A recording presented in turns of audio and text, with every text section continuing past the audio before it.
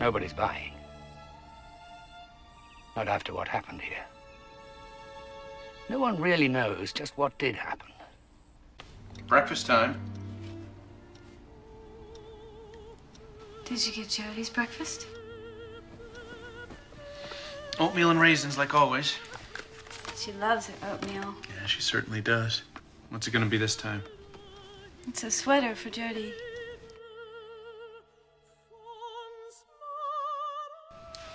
Allison, do you remember the nurse we discussed? The nurse for Jody? Yeah. Michael, I told you I can take care of Jody myself. I know, but Dr. Turner thinks it would be best if we just... Michael, please. He thinks it would be best for Jody. And that's what we both want, isn't it? What's best for Jody? Allison? Jody's not gonna like her. I think she'll be very helpful.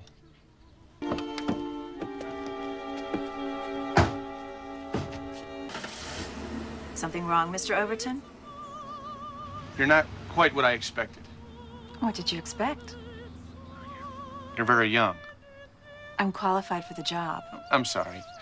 You just don't look like a Mrs. Randolph to me. I was expecting an older person, maybe a semi-retired widow or something. I'm looking forward to meeting your wife, She thinks you're here to take care of our daughter. Jody. Yes. Jody. I'd like to change first. Will you wear a nurse's uniform or something? Now, if you'll excuse me, I'd like to get started. We'll be downstairs all night if you need us.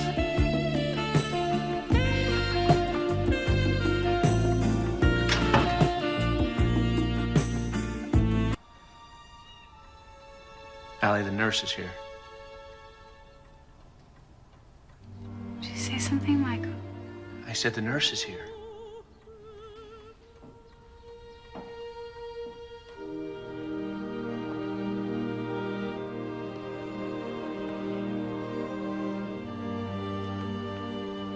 Hello, Allison. You and Katherine finished your talk? She was tired. She had a long day. She didn't want to speak to me first? No?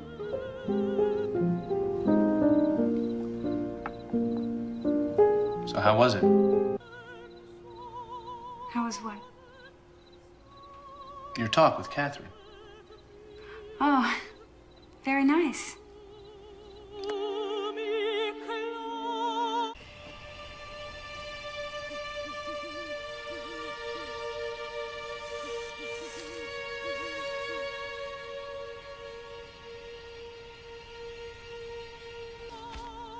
I didn't hear you say goodnight to Jody.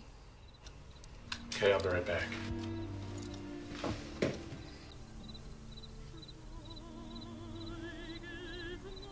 Good night, Jody. Have good dreams.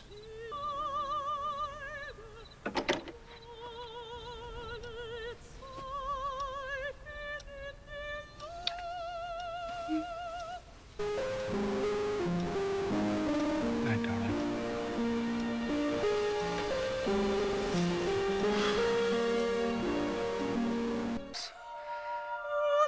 I wonder what I was doing wrong. Maybe it's because she's a woman, though I prefer not to think in those terms. But God, she did look like an angel of mercy when she appeared in that white uniform, didn't she?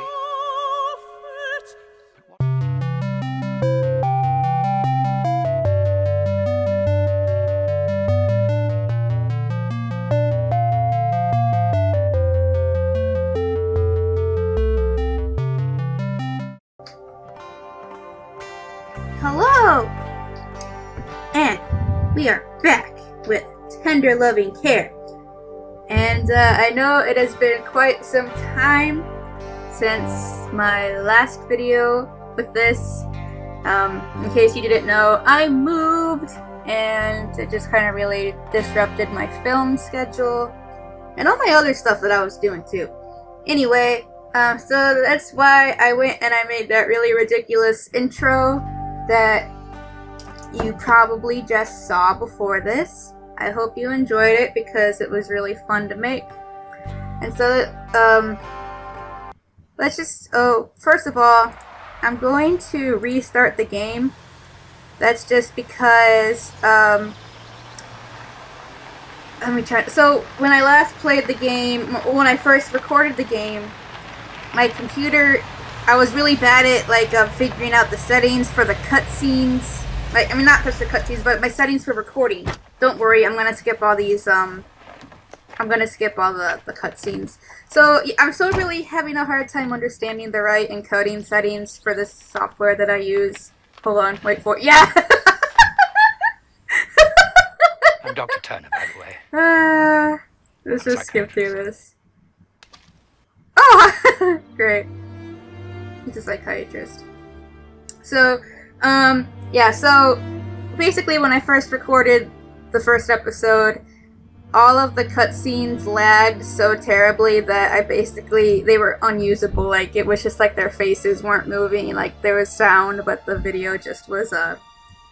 So I went and I re-recorded just the cutscenes, and then I edited the video so that, I basically replaced all the cutscenes from the new footage I took. Speaking of John Hurt, by the way, I had to look him up, and he is, like, an Oscar-winning or an Oscar-nominated, like, actor. And, like, David Lynch thinks he's one of the finest actors of our time. Speaking of David Lynch, I'm still fucked up by that Twin Peaks The Return finale. What the hell? But the one thing I noticed when I was refilming the cutscenes... Oh, hold on. It says the encoding is overloaded. So, I just want to make sure that we don't have any problems with a lag like we did last time. So, God, I'm gonna have to edit out all my weird ramblings and stuff. I like good pussy and I like good trees. Smoke so much weed you wouldn't believe. And I get more ass than a toilet seat. 3 to the 1 from the 1 to the 3. I met a bad bitch last night in the D. Let me tell you how I'm gonna leave with me. Conversation and Hennessy. I've been to the motherfucking mountaintop. Heard motherfuckers talk, seen them drop. Oh, here. Interesting. This is just so funny to me. I wonder why Michael was so taken aback with Catherine's appearance. He said she wasn't what he expected, but he seemed to be saying that if a woman has a Mrs. in front of her name, she should be older. Maybe Now, what she's does married. that say about Michael? I don't know. What the fuck does it say Or about does it say Michael? anything? It says everything. Everything. Now, there are some other points that I'm not clear about, and I could use some help. I'd appreciate it if you take the time to He express won an your Oscar opinion or about some of something. the things we've just seen. Shit. Okay, so basically, A few simple questions. simple questions. Okay, so I'm kind of anal retentive. You could say I'm kind of OCD. What emotion do you feel most strongly toward Michael? I just want to make sure that the answers and questions that I film are going to be, like, the same ending that I film. Does that make sense? Because, like, the ending that we get is based off of the answers that we give, and some of the questions I didn't get in the first time that I got in the second time, and I realized a couple of the questions I answered differently. I realized that when I was watching the first episode. So let's just make a long story short, we're just gonna answer the questions again really quickly, just to make sure we're on the same page, and because I'm weird and kind of neurotic. Alright, and I said I feel mistrust toward Michael. I am generally a good person. See, and that's another thing. I don't think that question was in the original, like, the first time we played it. So, what the fuck? Am I a good person? I don't know. I try to be a good person. Let's just go with that. Was it inappropriate for Michael to question Catherine's qualifications? Yes. How did you feel when Katherine began undressing in front of Michael? Titillated or amused? Intrigued. I think I was amused. I think I answered titillated when I first played the game, but I'm gonna go with amused, because I was pretty amused. My dream life is most often colored by... What the fuck? Oh, okay, so my dreams? I don't have a lot of most of my dreams aren't happening to me, so... Pleasant images, no. Sexual fantasies, I wish. I do have a lot of nightmares, though, so... Let's go with nightmares, because that's edgier. I can change my mind about an important issue with... What emotion do you feel most strongly toward Katherine? Katherine, I think I answered attraction. I like to watch people live. And then, excuse me, I'm trying to figure out if, like, the game will take into, like, consideration, if you look at all the stuff. I'm just gonna go ahead and look at all the stuff, and I'll just cut through. You'll see me next at the next, question. Oh boy, Nurse Nelly.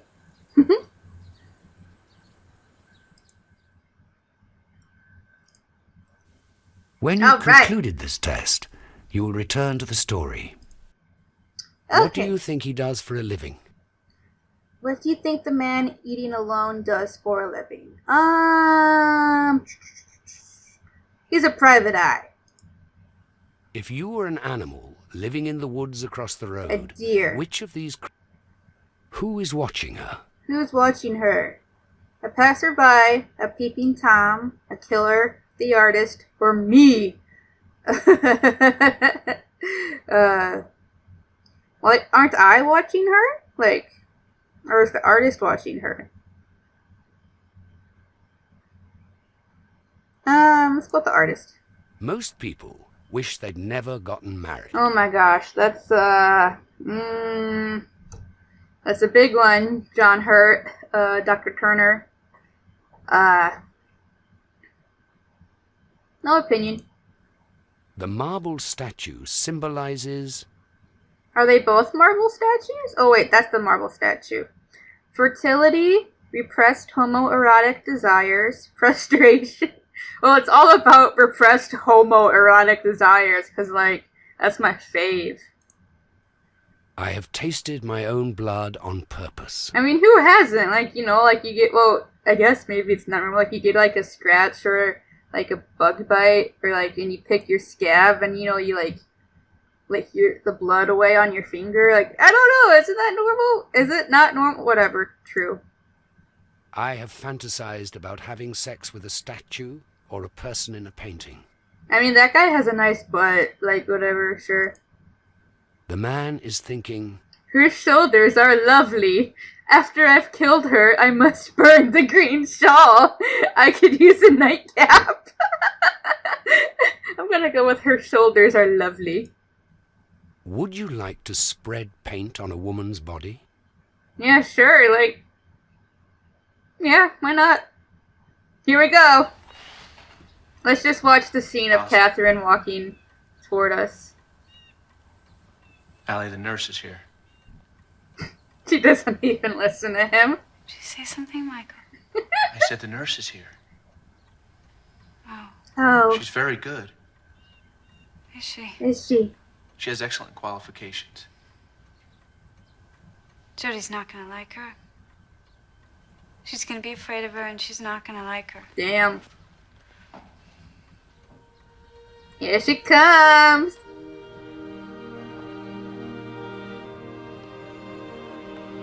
Alright.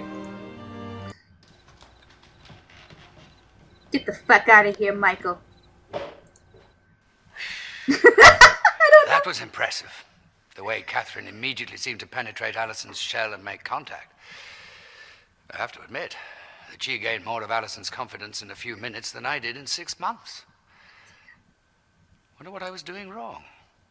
Oh, that performance at the window.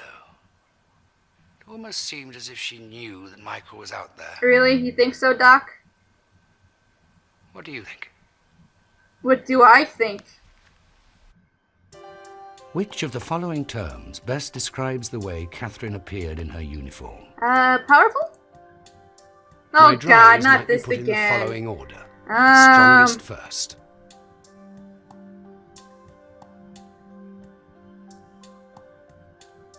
I think I did with that one. Is Katherine trustworthy? She hasn't done anything that, like, gave me the impression she's untrustworthy, so yes. God has an influence on my life. Nah. Did Katherine know Michael was watching when she appeared undressed in front of her window? No. Nurses like to boss people around. I don't know. Some of the school nurses, like in middle school and high school, were really mean, but I don't know. I have no opinion. Had Michael fantasized about Katherine before she appeared undressed in front of her window? You know it. Alright. Okay, so we are back where we were before. Can I save my game? We're on episode 2 now. Profile. Oh, let's see what his new psychological profile on me is. Appears to have an attraction for women authority figures. Is probably drawn to science and logic. Chose feeding as the strongest drive. Interesting. Patient understands that during times of difficulty, it is only a matter of time until things will get better. Suggests the patient explore meditation as a means to cultivate strong connection to self-awareness and inner discovery. Isn't that most of what he said, like what he said last time? I don't know, whatever. Okay, so, interesting. So the nightstand is no longer clickable, so we can't say hi to Nurse Nellie. But we do have this stand to look at. Oh, let's see what Allison says. Remind me never again to jump to conclusions about a person, 'cause from the first instant I met Mrs. Randolph, Katherine, I liked her because she has very kind eyes, nice hands, and she's dedicated to her job, which I know that she wants Jody to get better, not because Jody is her patient, but because Katherine cares about life, because she is a true caregiver. But I kind of get the feeling that Michael grates on Katherine's nerves, and he's avoiding Jody, and he's avoiding her, and it is hurting her feelings, so I have to tell him to say goodnight to her. Well, maybe he's afraid, like me, that something bad is going to happen. Maybe he feels so guilty about that accident that he's ashamed when he sees her. I can't stand to have anyone touch me, except Jody, of course, not someone the accident, so someone I can't stand to have anyone touch me except Jody, of course. Not since the accident, so someone touching me, trying to console me, to hold me, it makes me sick and tense like nails on a chalkboard. But poor Michael wants to touch me, but I can't let him. I can't stand to feel his hands on my body. I can't stand it when he kisses me. Jody's body is so light. She's so light that it almost feels as if she will float away, and sometimes she stares into space with this vacant expression on her face, as if she were seeing right through me, as if I wasn't really there. Well, today, as I was sitting on her bed, I began to weep. I was shaking and crying. I couldn't stop. "Are you sad?" asked Jody, and I told her that I was crying because I was so happy that she was all right, and she's never going anywhere without a seatbelt again. She'll never be hurt again. I'm actually looking forward to tomorrow. I'm glad that Katherine is here. Okay, like, I kind of have, like, this bad feeling that Jody died in the accident, and, like, no one's really in that room. Like, I don't know. Or it's like a fucking baby doll, or like just a picture of her face, like, or something. Oh my god. Hi, I'm Dr. Betty Sharpstone. Oh yeah. If you can't quite get your act together, if your issue is poor self-image and depression combined with a mix of self-pity, you need to read my new book, I Can't Stand Myself, 10 Ways Women Can Get a Life. I was a single mother. I worked my way through college. I even managed to get a black belt in Taekwondo. Oh my god. So don't try to tell me that you can't do it. Quit whining and get on track. A trip to your bookstore and a mere $24.95 could change your life. If I could personally come to your house to kick your butt, I would. But I can't. So I wrote a butt kicker of a book. Jesus. Buy it today and listen to my daily radio show on KPRB. Now go out and get a life. Okay. I hate that attitude, like, well, I was able to do it, so you, whose circumstances in life I know absolutely nothing about and are probably completely different than mine, can do it too. Fuck you. Anyway, let's go to Catherine's room.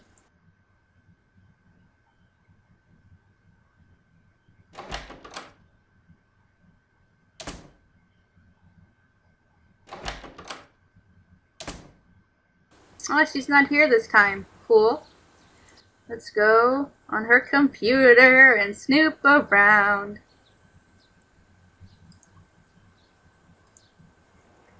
I'm shaking. Allison looks shockingly like Colette. I even thought for an instant she was Colette. That old dizzying burn, it's been ages since it last weakened my knees. Now it radiates out from the center of my body. I held Allison's hands as I sat beside her on the sofa, wanting and not wanting her to be Colette. I don't think they noticed how distracted I was. Allison, my heart goes out to her, and Michael. I couldn't see him, but I know he was out there, alone in the dark, watching. Ah, so maybe she did know that Michael was watching her get undressed.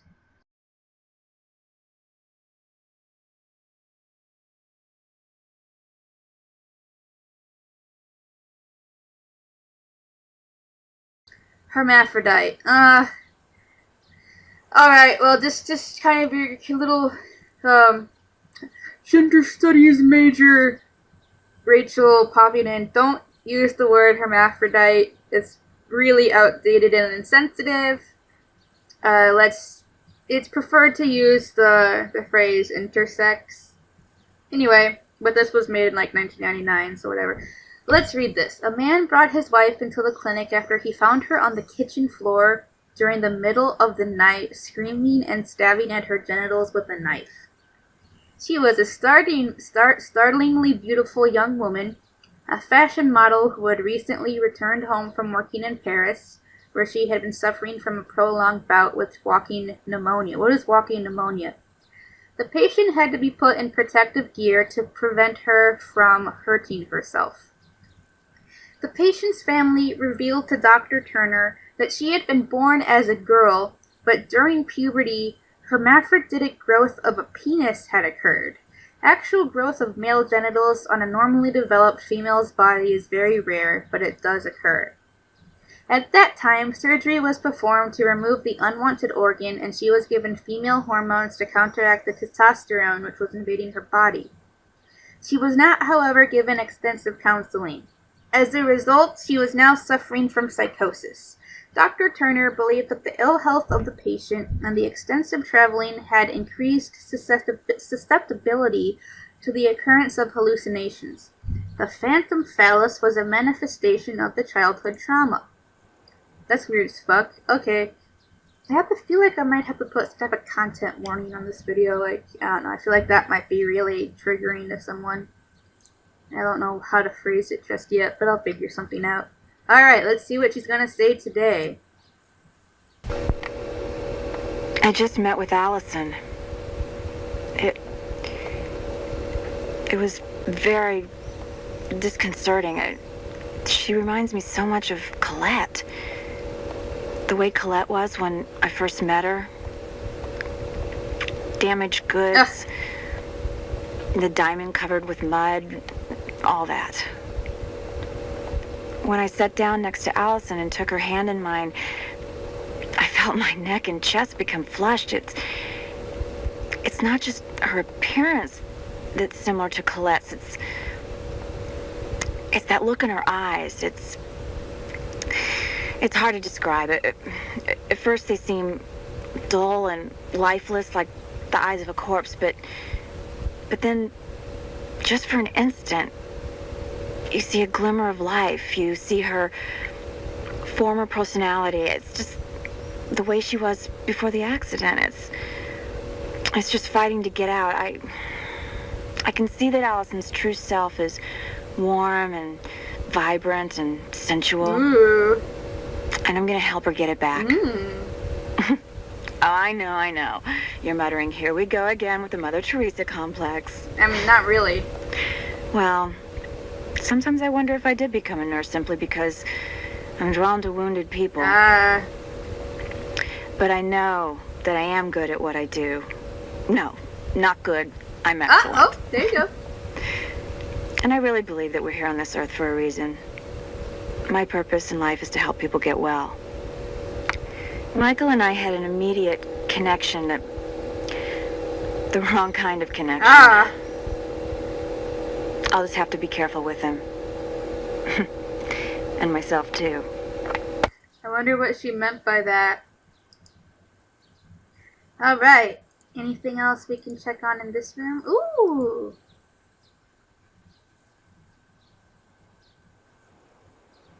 We have a book. The Greenhouse. I know you well, exotic plant. I share your greenhouse fate. Although the light shines all around us, this is not our home. And as the sun quickly escapes the brightness of day, so we who truly suffer wrap ourselves in the dark cloak of silence. In the quiet and anxious rustling in the darkened glass house, I see drops gathering at the edges of your leaves. Oh.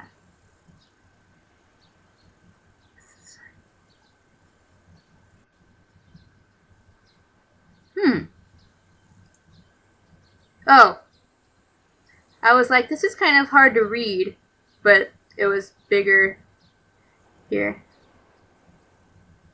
I was never the best at poetry, so don't know what that means. I like the candle. I like the little heart box. Let's see what's in the drawer. Oh my god. Sacred Techniques of Tantra or Tantra. I can't read this. Let's see if it's big. Oh my, that picture. They look like they're having a good time. Sacred Techniques of Tantra. The Yoni and Lingam Massage. Yoni, pronounced yoni, is the Sanskrit word for the vagina. Yes, yonic. The word yonic, it is the equivalent for, you know how phallic means like something that looks like a penis? You could say the word yonic is something that looks like a vulva or a vagina, like lots of fruits are yonic, or like flowers, like Georgia O'Keeffe paintings, those are yonic. Or yonic, I don't know. But loosely translated, it means sacred space or sacred temple. In Tantra, I like how they have pronunciations for all of this except for Tantra. In Tantra, as these translations suggest, the yoni is regarded with love and deep respect. Lingam is the Sanskrit word for penis. Again, loosely translated, it means wand of light. In Tantra, the lingam is honored as an instrument of pleasure and a channel for creative energy. The purpose of the yoni lingam massage is to provide a context in which the receiver attains a high state of sexual arousal and experiences intense sexual pleasure. The giver experiences the joy of facilitating and witnessing that pleasure. Yoni lingam massages are an excellent way for lovers to build trust and intimacy. While orgasm is often a pleasant and welcome side effect of the yoni lingam massage, it is not the goal. Rather, the goal of the yoni lingam massage is simply pleasure. Neither partner is pressured to achieve anything, and both can therefore simply relax and enjoy. That's cool. I feel like with sex, there's often pressure to achieve orgasm instead of just enjoying the stuff that happens. Anyway, when orgasm does occur in this context, it is often more expansive, intense, and satisfying than with other kinds of sexual activity. Well, Mrs. Rudolph or Randolph or Katherine. Well, Katherine, that's exciting. Oh, the rest of her room is cute. This stuff. Yeah, alright. The next Shut TAT up, John will be Hurt. given in the bathroom. Look for the book. Look for the book. Well, we'll look there later. Let's go into the study and see what other weird sicko fantasies Michael has written.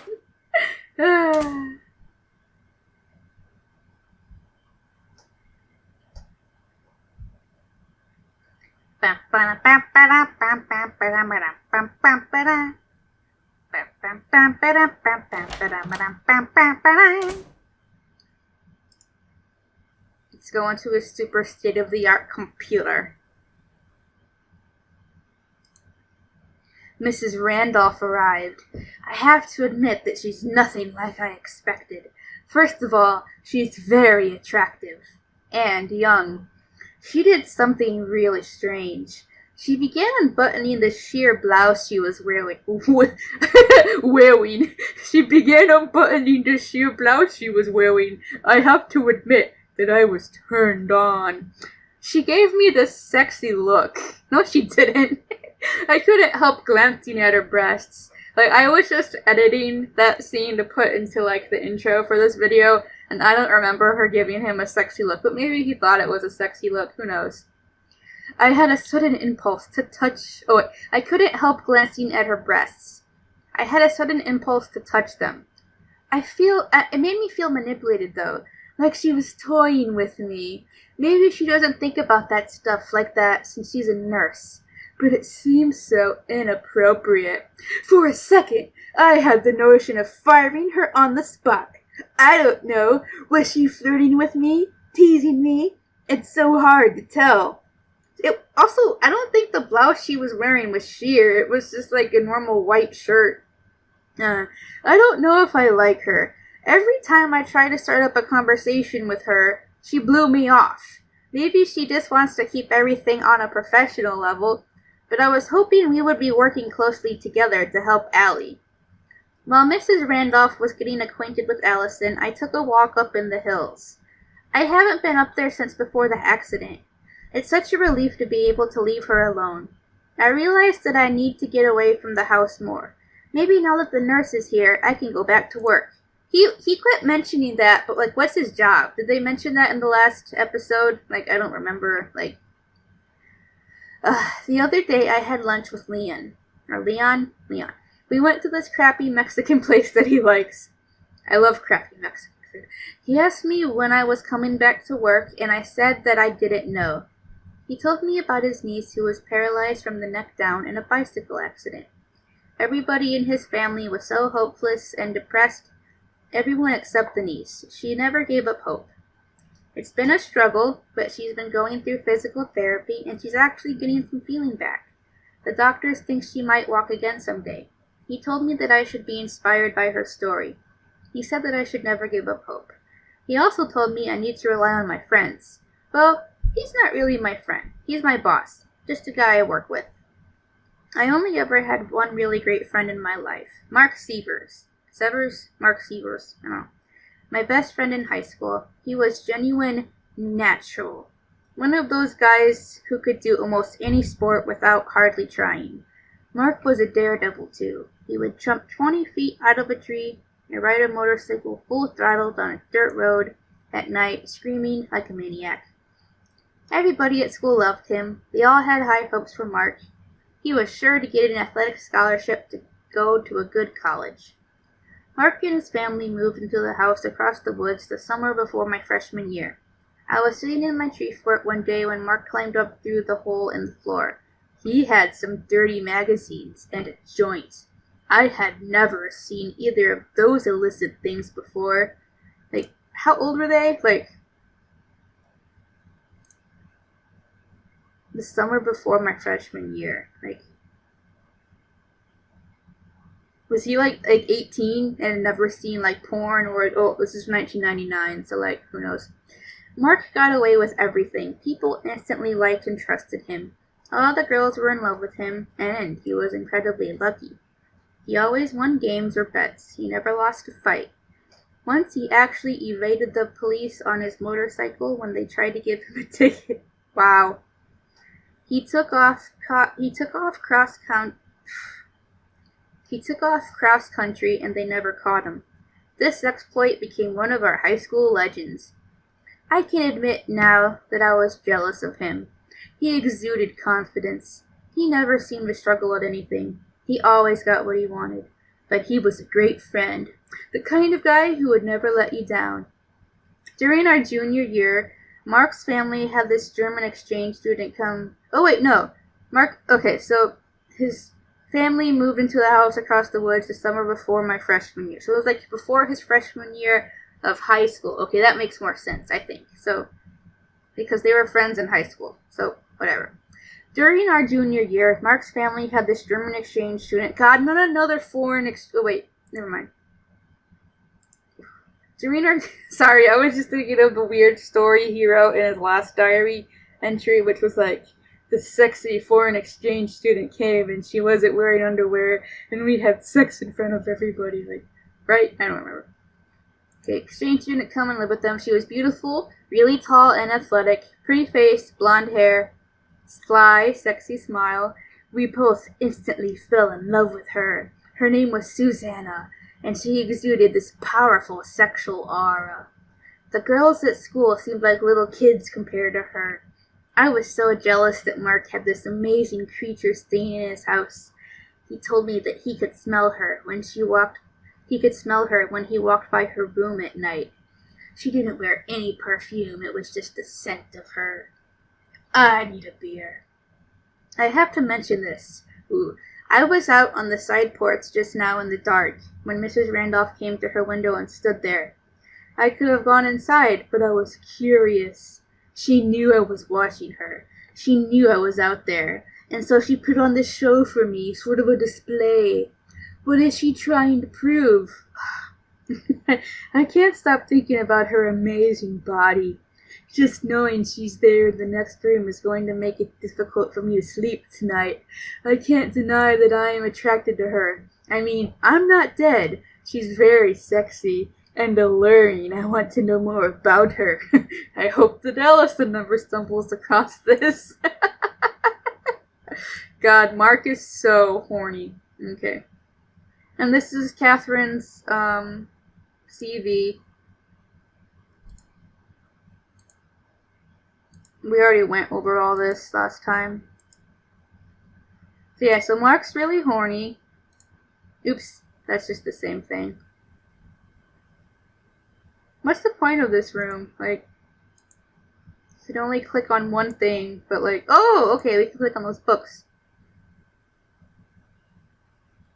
Alright.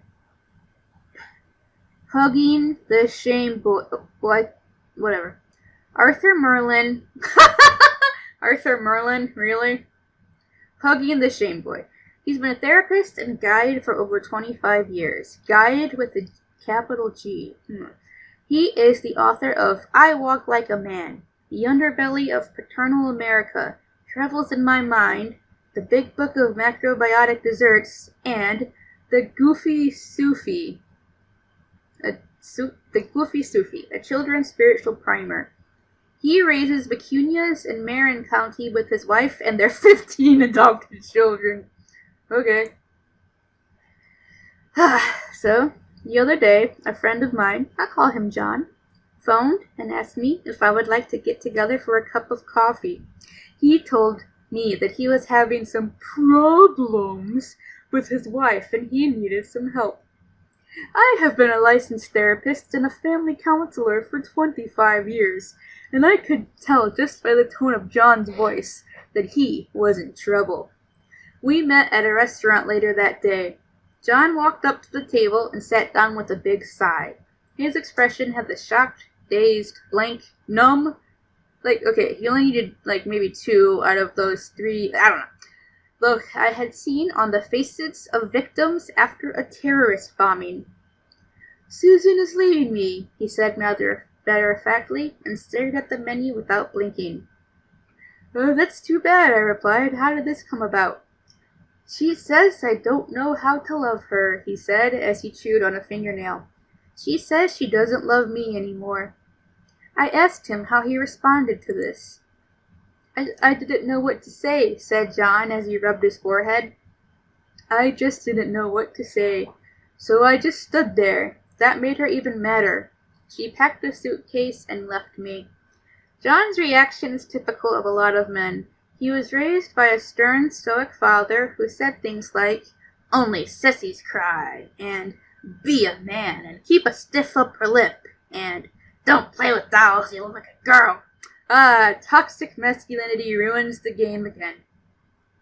John spent his entire childhood suppressing his emotions and feeling shame whenever he felt pleasure or love. What the fuck? Why did they even masturbation was... See, like, they spelled masturbation wrong. What the fuck is wrong with this editor? Like, he's like... Okay, hold on. This guy has written like 1, 2, 3, 4 books, and he's a therapist and a guide, but like he can't get a fucking decent editor to tell him that masturbation's like how to spell it. It's with a U, okay? Anyway, even masturbation was discouraged as a sinful, selfish act. John couldn't even love himself. Wow. John didn't want to go to the war in Vietnam, but his father shamed him into enlisting.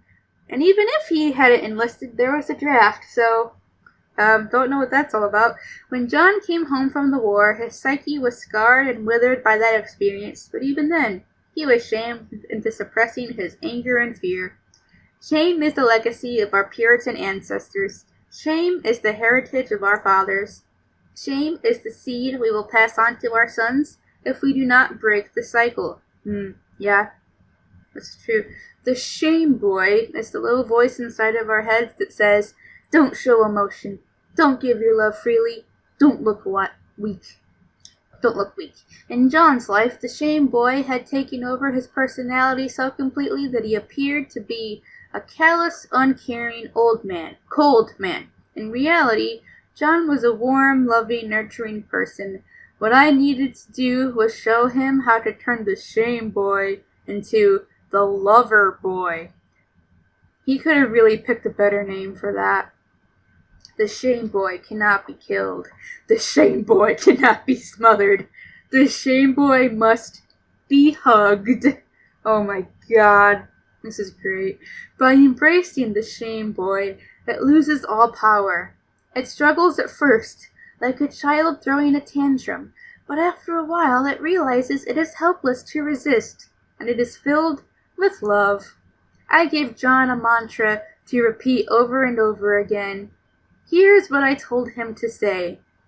I am a good boy. I am a happy boy. I am a lover boy. Wow. He was instructed to sit in meditation for 1 hour every day and repeat this saying. Then, I told him to stand naked in front of a full-length mirror and look at his body. He was encouraged to say, I am a beautiful man. I am a lovely man. I am a lover boy. Oh my god.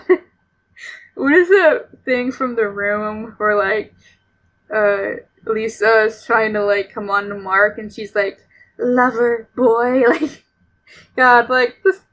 Okay, so, like, this guy's issue is rooted in a real thing, like toxic masculinity and, like, that, but I don't know about this technique of repeating, I am a good boy, I'm a happy boy. I don't know. Alright, afterwards, he was told to go for a long walk and say something nice to every living thing he met. A love walk. Wow. After 2 weeks, John called me up on the phone again. Let's get together for some coffee, he said. I've got some news. I met John at the same restaurant. When he walked out to the table, he looked like a totally different man. His eyes were bright. His skin had a healthy tone. He smiled like somebody had just given him a big, neat prize. Susan came back, he said with glee. We're going on a trip to Hawaii. Sort of a second honeymoon. I asked him how this came about. I did everything that you told me to do, he replied. At first, it felt kind of silly, but then I really started to get into it. After a while, it was as if I could see the shame boy standing in the corner of the room watching me. He had this real mean look on his face. He made fun of me. Then, slowly, as if he couldn't resist, he started to smile. He started to go with me on my love walks. Soon, he was right there beside me, skipping and laughing. We said good morning to everybody we met. We had conversations with homeless people. We even spoke kindly to people we didn't really like. I remarked that this was quite a breakthrough. That's the least of it, said John. After 2 weeks of this, I met up with Susan. At first, she didn't even recognize me. When I told her I loved her, she practically fainted. Then we both cried together. She said it was a miracle. John started crying again, and I cried a little too. And there's more, said John. I visited all of my old girlfriends and ex-wives. I've started warm, caring, beautiful relationships with all of them. Again. Okay.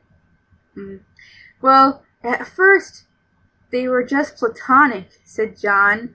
But after a while, they started begging me for it. Man, it's fantastic. I'm actually having 7 simultaneous relationships, and all of them are warm, caring, and loving. Okay, so John, he went from his wife leaving him, and then he started doing the lover boy stuff, and now he's cheating on his wives, like, 6 times in a row. Like, what the fuck? Like, what the fuck is this? Like, what? It went from so... He was on a roll, okay? He was on a roll to defeating the toxic masculinity, and now he's just a serial cheater. Oh my god, this is not... What the fuck? Anyway, I told him this was quite a feat. Thank you, said John. I owe you my life. Without you, I never would have hugged the shame boy. When John left the restaurant, I could see his lover boy walking beside him and holding his hand. It made me cry all over again. Wow, that was a terrible message. Like, it was like, get in touch with your emotions and get rid of all the toxic gender role bullshit so you can cheat on your wife with 6 women and not get treated for your PTSD or whatever from Vietnam. Like, what the fuck was that? No wonder Michael's so fucked up. He reads stupid ass books like that. Alright. Wow. That was stupid. Anyway, let's go in the kitchen. Ah! It's you! Michael! I couldn't sleep. I thought it'd be weird having someone new in the house, but... Well, this is more than I bargained for. A lot more. I'm thinking about replacing her, but... Now, Allison shocked me with her response to Katherine.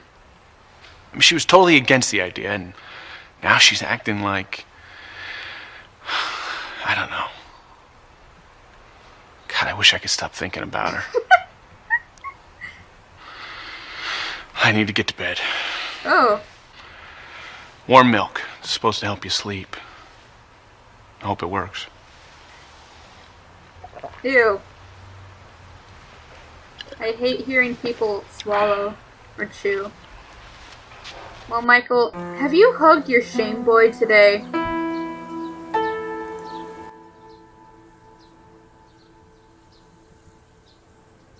Now this is just the same thing that was here last time. Like, I don't get this. Whatever. I love that cow painting still. Anything I can click over here? I guess not. I guess there's really nothing for me to click.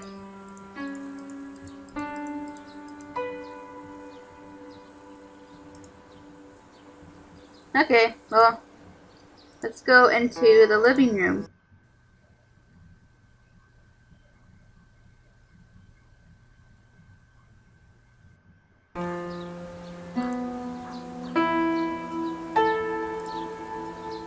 What? There's like nothing for me to click on.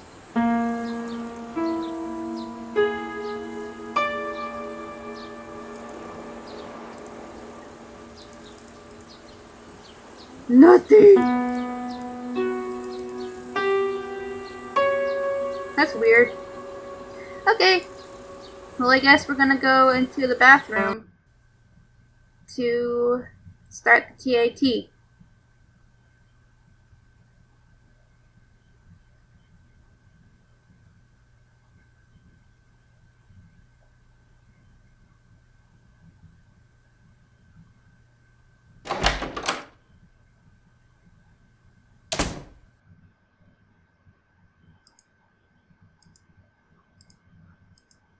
Ooh, it's over here.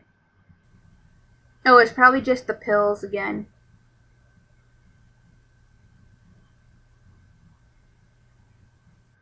Yep, they're all for Allison. Alright, well, I guess we're gonna click on the dirty sex book.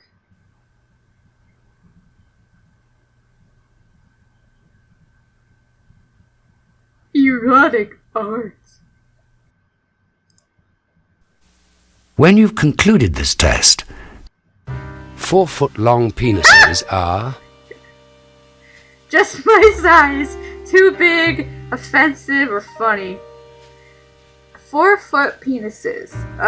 They're funny. What does the skeleton represent? Lust, death, or pain, disease, or jealousy. Well, it's not lust. Like, she doesn't look particularly lustful. I don't see how a skeleton could be, like, lustful. Is it grabbing her hair? Death, probably. Her pain, probably. Disease, possibly. Jealousy? I don't see that. Well, unless she's... If it were showing her looking at something she wanted or something, I don't know. He's grabbing her hair. Let's say her pain.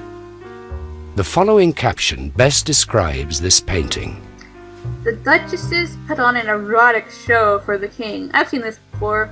She's just kind of daintily tweaking this other lady's nipple while this other lady is in the background. The ladies become very bored during the second act of the play.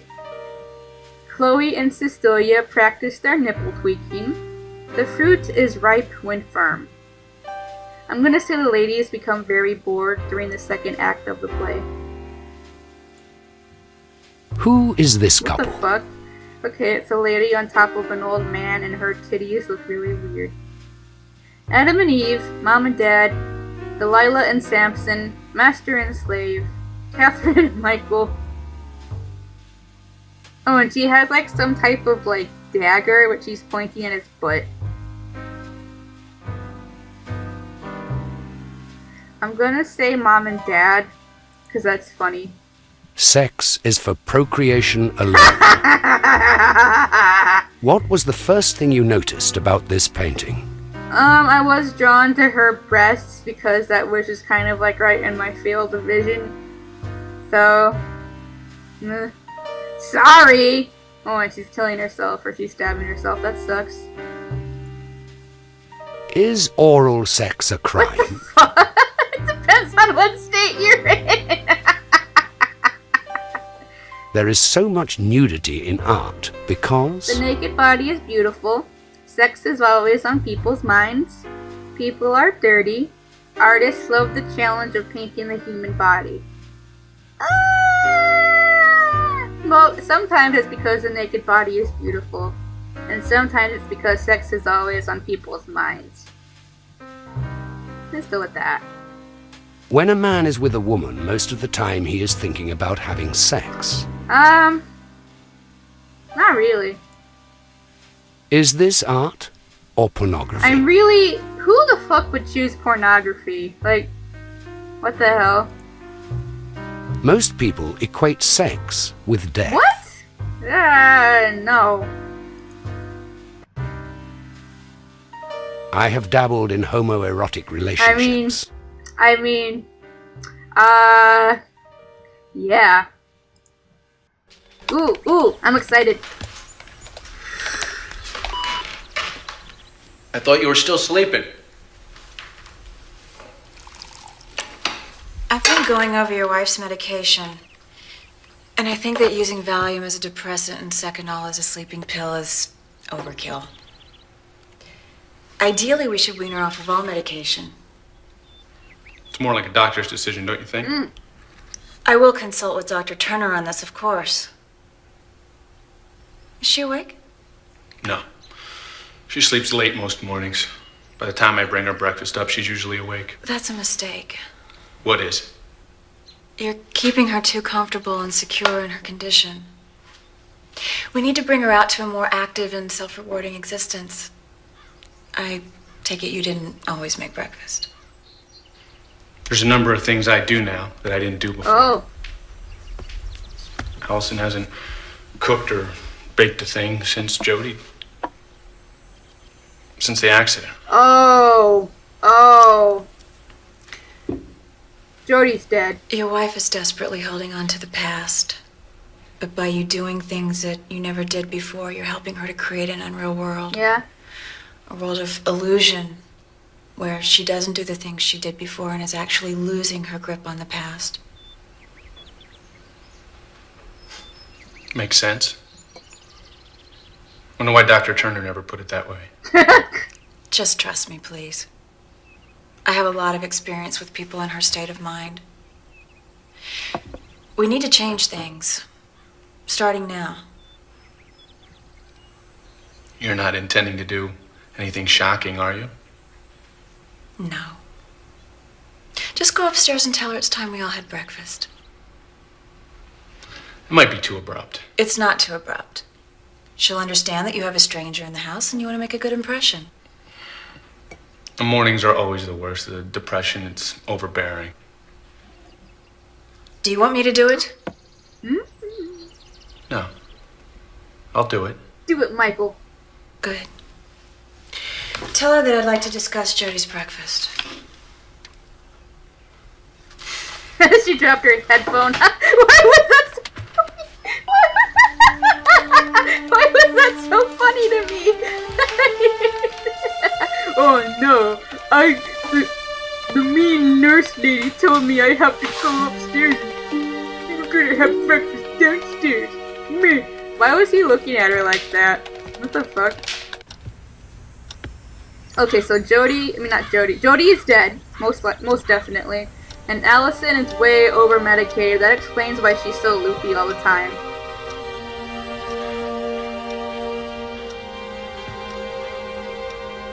Allison?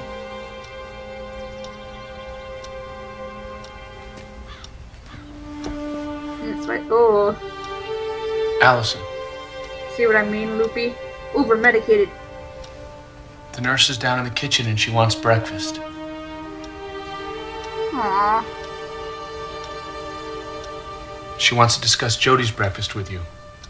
Jody? Jody's breakfast? Ah, Jesus.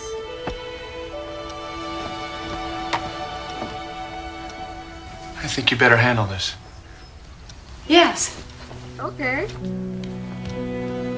See, Michael?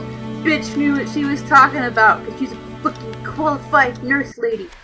Oh, here we go. Yes! Yes! Well, Catherine's certainly doing her job, isn't she? She seems to be having the right effect on Allison, but I'm not sure about the way she's affecting Michael.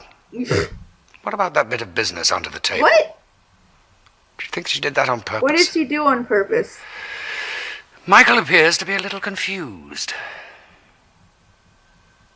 I must admit, so am I. What did she do when she just... Which of the following terms best describes Allison? She's depressed and vulnerable. Pathetic? Wow, what an asshole. Manipulative? Not... I mean, she probably... I don't know, she doesn't mean to be manipulative, but charming? Not really. She's depressed and vulnerable. I'm gonna go with depressed.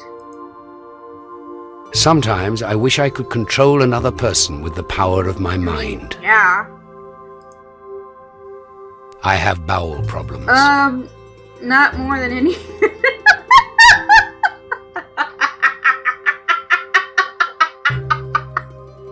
Not more than any average person, I guess. Sex with more than one person is... Thrilling. Michael has inappropriate feelings for Catherine. I agree. Prescription drugs are always good as long as they're prescribed by a doctor. This is really tough. This is really... I mean, I'm on prescription pills? And I don't think that they're always good as long as they are prescribed by a doctor. For example, my mom's drug addiction destroyed my life, and all of her drugs were just prescribed by a doctor.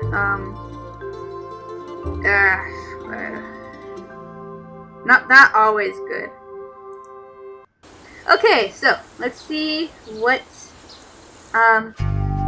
Was that what they were talking about when she just kind of moved her legs, like crossed her legs under the desk? Like, let's see what he has to say about me now. Is the kind of person who might challenge authority, but last time it said I had an attraction to authority figures. Most likely has an iron constitution. Nope. Has bizarre fantasies involving telepathic manipulation. Very revealing. Knows how to grow from successes and failures. Aw, thanks. I hope to be that type of person. Suggests that patient enjoy the little miracles of life. Alright, well thank you so much for joining me in the long-awaited part 2 of Tender Loving Care. I hope you enjoyed it. I had a lot of fun getting to see what happened next in the story.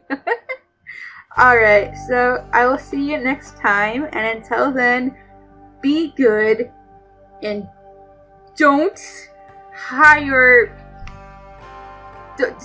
take too many prescription pills at once.